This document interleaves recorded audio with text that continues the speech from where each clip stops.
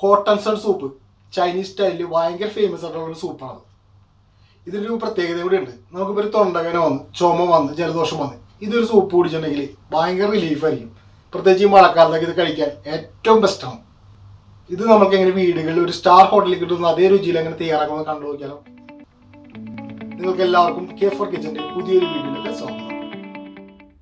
4 പേർക്ക് കഴിക്കാൻ കണക്കാക്കിയിട്ടുള്ള സൂപ്പാണ് നമ്മൾ തയ്യാറാക്കുന്നത്. അപ്പോൾ അതിനായിട്ട് ഒരു ചെറിയ കഷ്ണം ചിക്കൻ, ഞാൻ എല്ലില്ലാത്തതാണ്, ഇതേപോലെ ഒന്ന് നീളത്തിൽ കട്ട് ചെയ്തെടുത്തിട്ടുണ്ട്. അതേപോലെ തന്നെ ഒരു ചെറിയ കഷ്ണം ക്യാബേജ് നീളത്തിലരിഞ്ഞത്, ഒരു ക്യാരറ്റ് നീളത്തിലരിഞ്ഞത്, 2 ക്യാപ്സിക്കം നീളത്തിലരിഞ്ഞത്. അപ്പോൾ ഇതിൽ വെജിറ്റബിളിൻ്റെയും മീറ്റിൻ്റെയൊക്കെ അളവ് നമുക്ക് ഇഷ്ടാനുസരണം ഏറ്റക്കുറവുകൾ വരുത്താവുന്നതാണ്. അതേപോലെ ഒരു മുട്ട എടുത്തിട്ടുണ്ട്, അത് ഈ കാണുന്ന പോലെ നമുക്ക് നന്നായിട്ടൊന്ന് ബീറ്റ് ചെയ്ത് നോക്കാം. 2 ടേബിൾ സ്പൂൺ കോൺഫ്ലവർ എടുക്കുന്നുണ്ട്, അത് തണുത്ത വെള്ളത്തിലൊന്ന് കലക്കി വെക്കാം. ഇത്തരം സാധനങ്ങൾ നമ്മൾ അടുപ്പിച്ച് വെച്ചിട്ടുണ്ടെങ്കിൽ നമ്മൾ സൂപ്പിൻ്റെ പണി പെട്ടെന്ന് തീരും. അപ്പോൾ അതിനാണ് നമ്മളിങ്ങനെ ഓരോന്ന് സെറ്റ് ചെയ്ത് വെക്കുന്നത്. സൂപ്പ് തയ്യാറാക്കാനായിട്ട് ഞാൻ ഒരു പാൻ വെച്ചിട്ടുണ്ട്. ഈ പാനിലേക്ക് നമുക്ക് അല്പം ഓയിൽ ഒഴിക്കാം.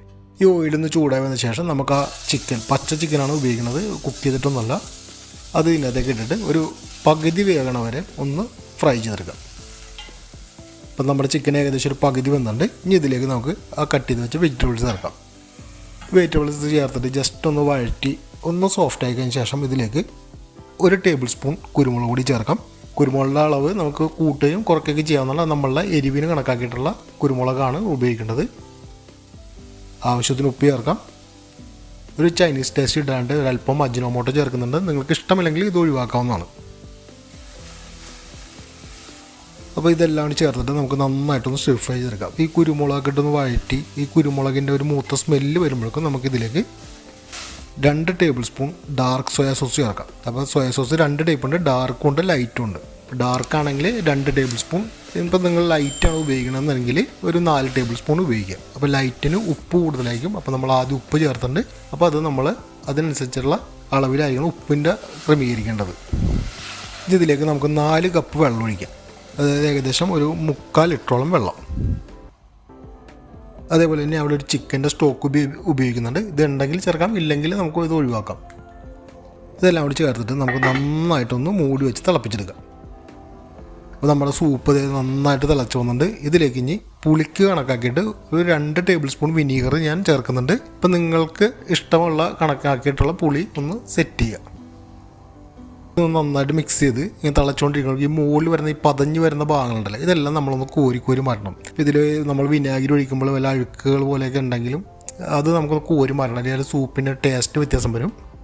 ഇതെല്ലാം മാറ്റിയ ശേഷം ഇതിലേക്ക് നമ്മൾ നേരത്തെ കലക്കി വെച്ച കോൺഫ്ലോർ അല്പം ചേർത്തിട്ട് ഒന്ന് മിക്സ് ചെയ്തെടുക്കുക. നമ്മളുടെ ആവശ്യത്തിനുള്ള ഒരു കട്ടി കണക്കാക്കിയിട്ട് വേണം നമ്മളിത് മിക്സ് ചെയ്തെടുക്കേണ്ടത്. അപ്പോൾ നമ്മുടെ സൂപ്പ് നന്നായിട്ട് തിളച്ച് കുറുകി വന്നിട്ടുണ്ട്. ഇതിലേക്ക് നമുക്ക് മുട്ട ചേർക്കാം. അപ്പോൾ മുട്ട ചേർക്കുന്നതിനേക്കാൾ മുമ്പ് ശ്രദ്ധിക്കേണ്ടതെന്ന് പറഞ്ഞാൽ നമ്മുടെ ഫ്ലെയിം ഏറ്റവും ഡൗൺ ചെയ്ത് തരണം. ജസ്റ്റ് ഒന്ന് തിളച്ചാൽ മാത്രം മതിയാവും. അതിലേക്ക് അല്പം മുട്ട ഒഴിച്ചിട്ട് ജസ്റ്റ് ഒന്ന് മിക്സ് ചെയ്തെടുക്കുക. നമ്മൾ ഒത്തിരി തിളപ്പിക്കാനോ ഒത്തിരി നേരം ഇട്ട് ഇളക്കാനോ പാടില്ല. കാരണം അത് മുട്ട വിരിഞ്ഞ് സൂപ്പിൻ്റെ ആ ഒരു ഭംഗി പോവും. അപ്പോൾ അതൊന്ന് ശ്രദ്ധിക്കുക. ഇപ്പോൾ നിങ്ങളൊരു വെജിറ്റേറിയൻ ആണെങ്കിൽ ഈ ചിക്കനും മുട്ടയും ചേർക്കുന്ന ഭാഗം ഒഴിവാക്കി ബാക്കിയെല്ലാം ഈ ഹോട്ട് ആൻഡ് സോർ സൂപ്പിന് സെയിം ആയിരിക്കും. അപ്പോൾ നമ്മളുടെ സൂപ്പ് റെഡിയാണ്. ഇനി നമുക്കൊരു സർവിംഗ് ബോളിലേക്ക് മാറ്റാം. ഇതുപോലെയൊക്കെ അല്പം മല്ലിയിലേക്ക് വെച്ച് ചില്ലി ഓയിലൊക്കെ ഉണ്ടെങ്കിൽ അതൊക്കെ ഒഴിച്ചിട്ട് നമുക്ക് ഗാർണിഷ് ചെയ്ത് സെർവ് ചെയ്യാവുന്നതാണ്. അപ്പോൾ വളരെ സിമ്പിളായിട്ട് തയ്യാറാക്കാവുന്ന ഒരു റെസിപ്പിയാണ്. തീർച്ചയായും ട്രൈ ചെയ്യുക. അപ്പോൾ മറ്റൊരു നല്ലൊരു വീഡിയോ അടുത്ത ദിവസം കാണുന്നവരേക്കും ഇസ് bye from team K4 kitchen.